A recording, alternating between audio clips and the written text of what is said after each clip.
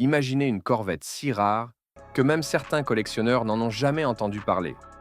Une machine si brutale que Chevrolet a préféré ne jamais la mettre en avant, de peur qu'elle tombe entre de mauvaises mains.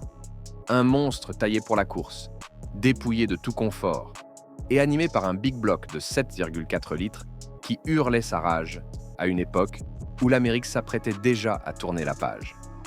En 1971, pendant un instant fugace, Chevrolet a osé créer une Corvette différente de toutes les autres.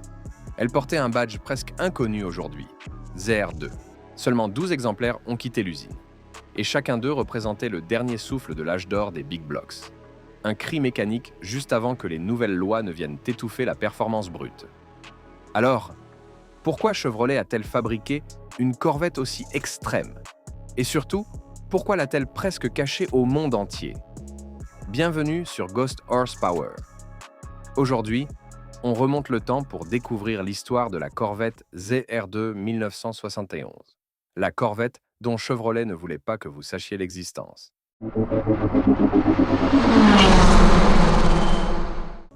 Le début des années 1970 fut une période de bouleversement pour l'industrie automobile américaine.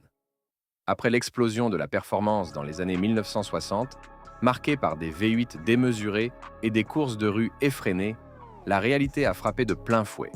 Nouvelles normes environnementales, pression sur la sécurité et disparition progressive des carburants à haute teneur en octane. Les rapports de compression baissaient, les gros moteurs commençaient à disparaître. Les constructeurs américains tentaient tant bien que mal de sauver la face.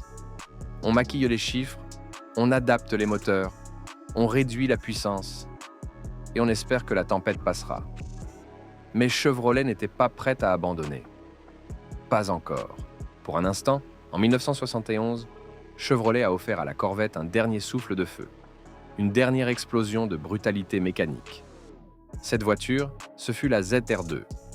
Contrairement aux versions standards de la Corvette, pensée pour séduire les conducteurs du quotidien, la ZR2 n'avait rien d'un modèle de boulevard.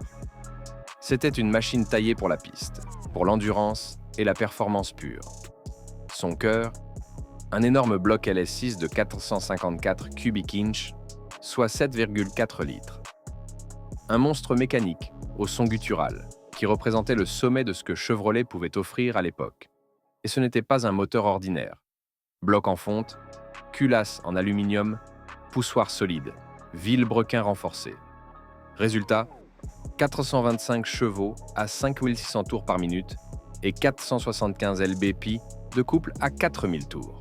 Des chiffres officiels, mais officiels seulement, car de nombreux passionnés et experts soupçonnaient Chevrolet d'avoir volontairement sous-estimé la puissance réelle de ce moteur.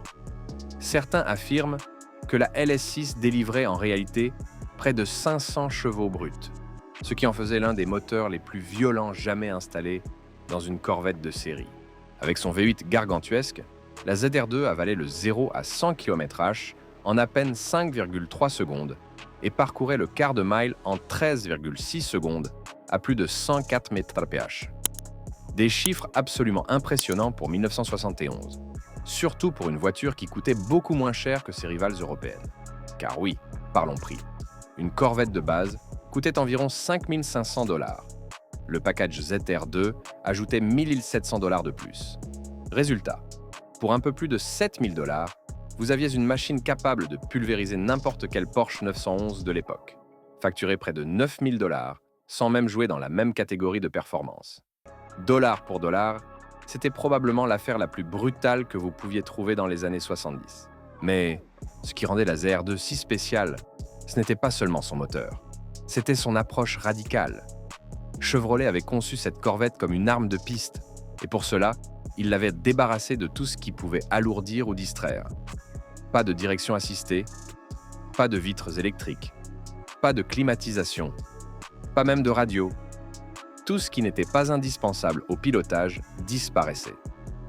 Ce que vous obteniez en revanche, c'était une boîte manuelle M22 Rock Crusher à 4 rapports, un radiateur en aluminium surdimensionné pour supporter les sessions prolongées à haut régime, un système de freinage J56 avec disque renforcé et une suspension FA41 avec barres stabilisatrices et amortisseurs spécifiques.